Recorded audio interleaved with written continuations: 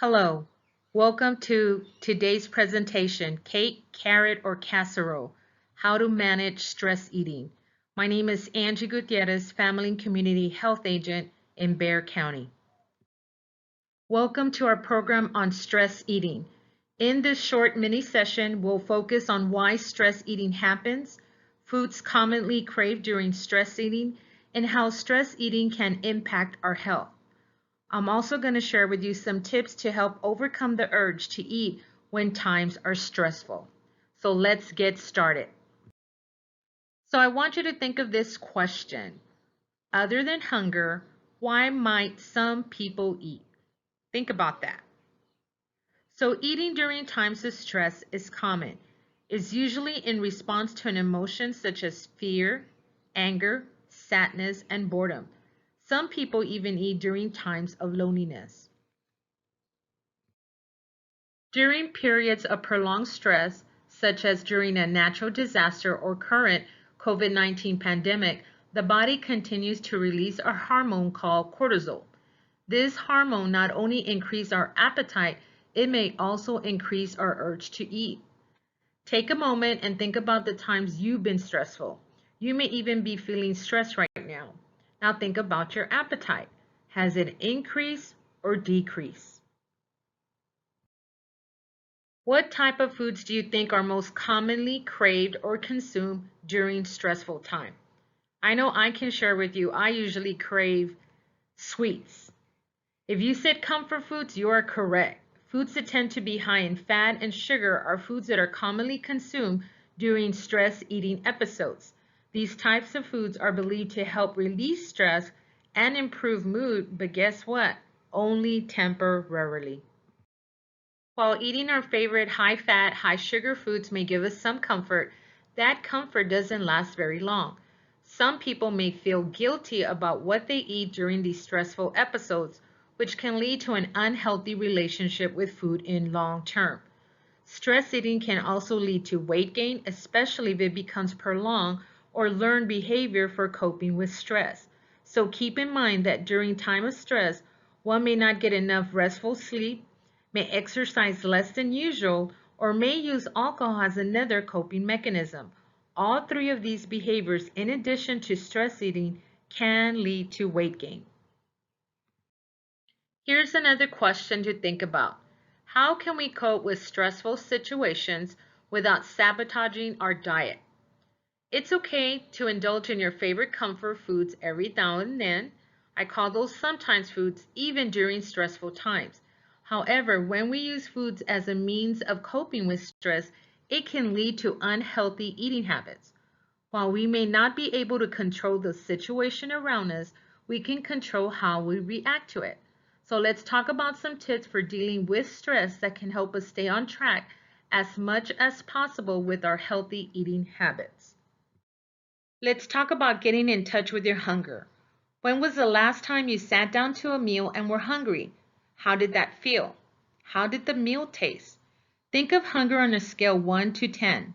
If someone is a 1, they're so hungry they may feel faint or ill. How many of you ever felt like this before? At the opposite end of the scale is 10. This is similar to how many of us might feel after Thanksgiving dinner, so full that we're almost sick, or like some of us have to unbutton our pants because we ate too much. In the middle is 5. You ain't hungry, but you're not full either. The goal is to eat when you're around a 4 or a 5. If you wait until you're a 1 or 2 or 3, you may overeat. If you eat when you're a 7 to 10, then you may be eating for another reason since you aren't physically hungry. We want to strive for a balance. Another tip to reduce stress eating is to remove the foods that you are tempted to eat, such as cookies, chips, and other high sugar, high foods. If too tempting, either don't buy them or place them in a cabinet. Remember the old saying, out of sight, out of mind. For me, it's easier not to buy those products at all. So my question is, how can you keep tempted foods out of your sight? Keeping healthy food available during stressful time may be compromised for those who are stress eaters, at least in the short term. In a 2019 study published, They found that replacing unhealthy foods with fruits and vegetables had the stress reducing benefits and even helped improve overall diet quality. We aren't encouraging that people use food to cope with stress, but if you find yourself in a stressful situation and find yourself with the urge to eat fruits and vegetables and even dry roasted nuts are a healthier alternative to cookies, ice creams, and chips. Just be sure to monitor the amount you eat. So remember, think about portion control. During stressful times, try to stick to your normal routine as much as possible. For example, if you are working from home, some people find it easier to do that if they get dressed or have a designated spot in the home to work. When it comes to meal and snack, try to stick with your regular schedule. If you find yourself at home and unable to go out, use the foods you have on hand and try new recipes. Or even get acquainted to appliances that you haven't used in a while, like your slow cooker, Instant Pop, or rice cooker. You may discover new menu items that you can use after the crisis has passed. So just remember to eat when you're hungry and stop when you are no longer hungry. Think about the balance with the hunger scale. Like I mentioned, stick to your normal routine as much as possible.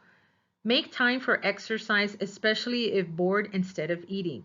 It can also help regulate your sleep patterns. Research indicate that poor sleep is linked to weight gain and other problems like chronic diseases. This leads to our next tip.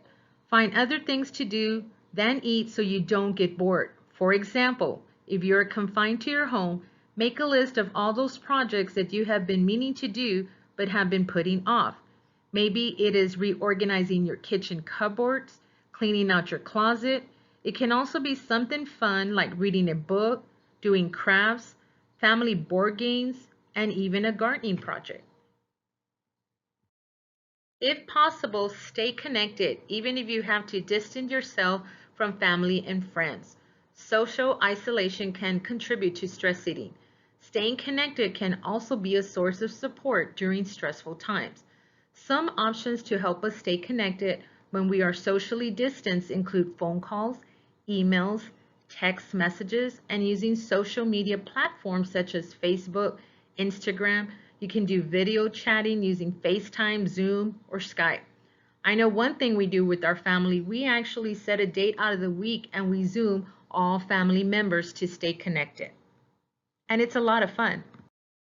If you consume alcohol containing beverage, monitor your intake. While alcohol may have a calming or relaxing effect for some, research shows that alcohol can also lower inhibitions and increase appetite. It also contributes calorie but very little nutritional value. Also be sure to get plenty of rest. We all suffer from a bad night's sleep every now and then. The problem is that research has shown that if poor sleep continues for a long period of time, it leads to weight gain, a lower ability to fight infection, and an increased risk for many chronic diseases. Lastly but not least, try practicing mindfulness. According to the Mayo Clinic, mindfulness is a type of meditation in which you focus on being intensely aware of what you're sensing and feeling in the moment. There are no interpretation or judgment. Practicing mindfulness involves breathing methods, guided imagery, and other practice to relax the body and mind and help reduce stress. Give it a try. The current situation that we are facing is new and unknown to all of us, and it can also be scary. I leave you with this quote by Lugina Scotto. We discover our greatness when we find ourselves in a situation bigger than we are, and we manage to grow and become bigger than the situation. Our goal, once this crisis is past, will be to return to our normal habits and schedule soon. Who knows, we may even learn a thing or two about us in the process. In the meantime, take care of yourself and your family. Remember, food is a source of nourishment and often provides a sense of comfort.